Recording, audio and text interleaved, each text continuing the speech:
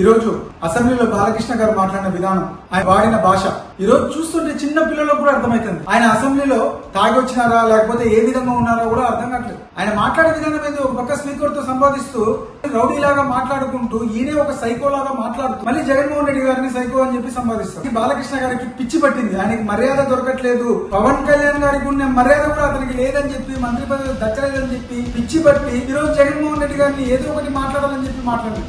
చిరంజీవి గారిని అవమానపరిచారు. ఈ రోజు స్వయంగా చిరంజీవి గారే అమెరికా నుండి ఆయన కూడా మెసేజ్ చేయడం జరిగింది. అంతకన్నా మీకు చెప్తూ కొట్టేది ఇంకేముండదు కదా.